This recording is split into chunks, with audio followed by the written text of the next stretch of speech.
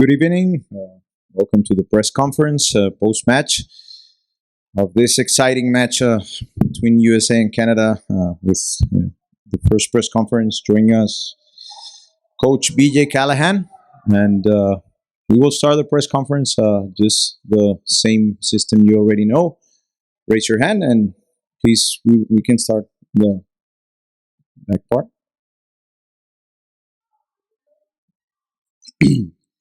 Hello, BJ. Hugo Ramirez from Univision TUDN. First of all, what can you assess about that tough match, that excited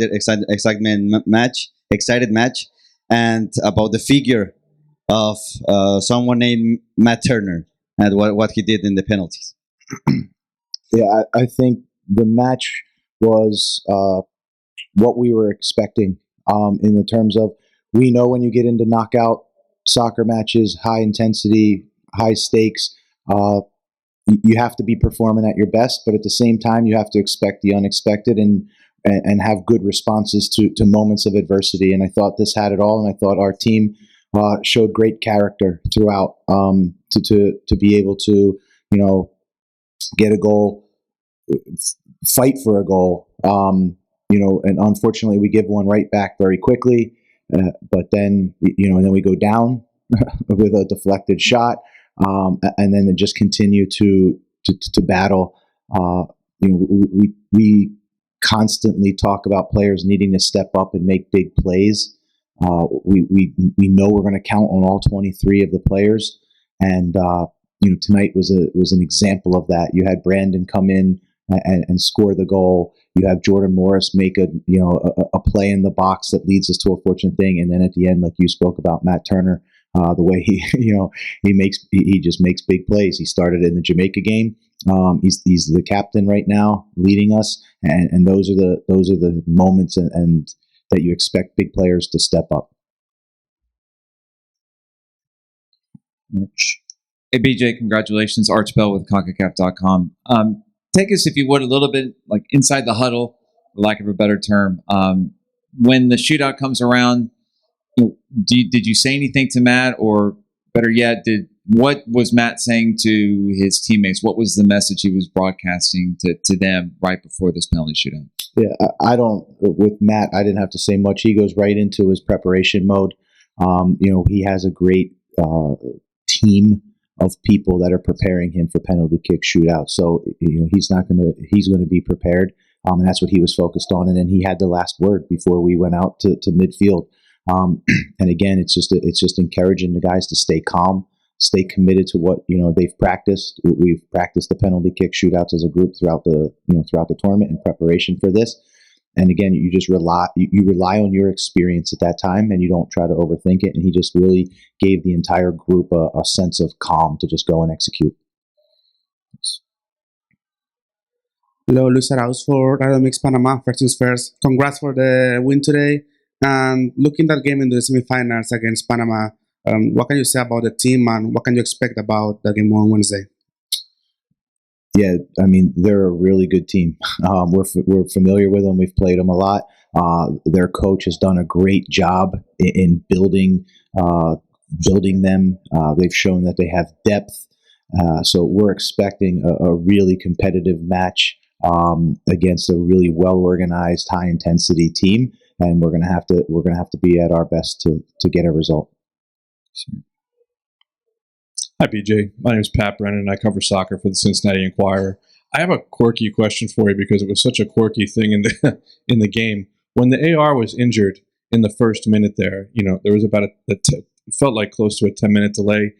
Do you feel like that put your team off at all? Did it alter the way you had hoped they would respond to the opening stages of the match? And just how did you coach them through the 10 minutes there? It was kind of odd. It's certainly something you don't plan on happening. Yeah, for us, I thought it was a slow start. I would, I'm not going to sit here and attribute it to that specific reason, but I thought the entire first half just lacked rhythm and any tempo and any control. And that's what we spoke about, is just trying to get back to our way of doing it. And I think it played a factor, but it wasn't the full reason. The way we navigate it is what we try to, constantly preach to them is, you just have to, you have to get together. You have to rely on your teammates, just kind of keep moving, and see, and just keep grinding away and staying consistent with, with what we want to do in the game plan.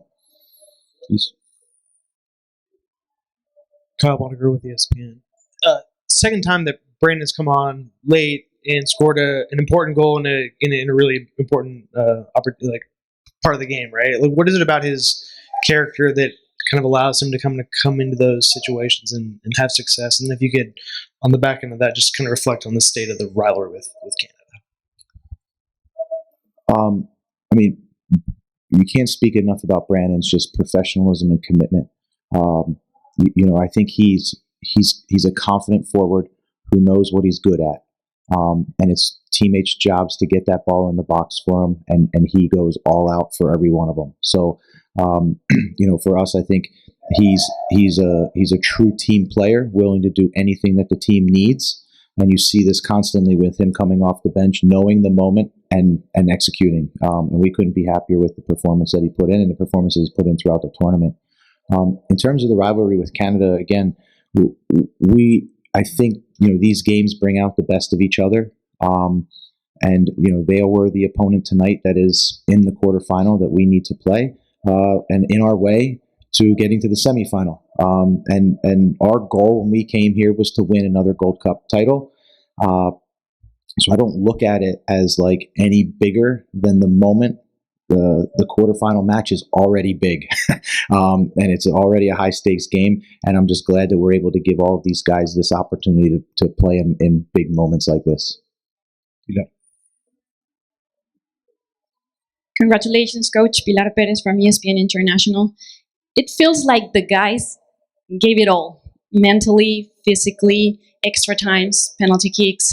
How do you recover them for a semifinal in 3 days? It's a great question. I think we're fortunate with the support that we have, with the staff that we have, the experts that we have on staff with recovery. The process is already beginning now.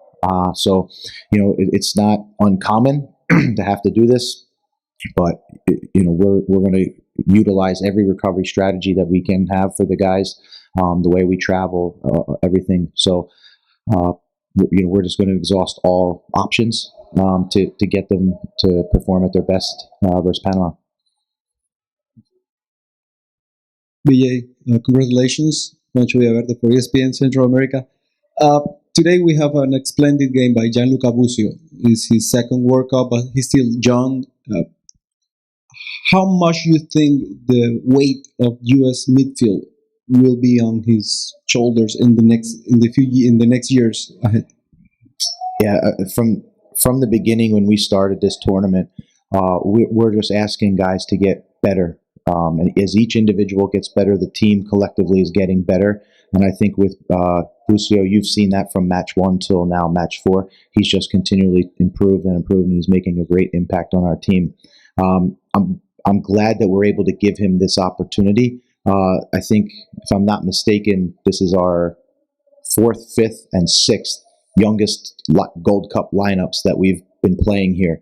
And so from the beginning, it's about giving all of these players an opportunity to navigate group play, navigate knockout, so that when we look at the players in the future as we prepare for 2026, they all have the preparation to make an impact. Please. Hey BJ, SBIsoccer.com. Prior to lining up for the shootout, it looked like it took the guys a long time to get into position and the refs a long time to put them there. What did you see, and can you tell us more about that, I guess?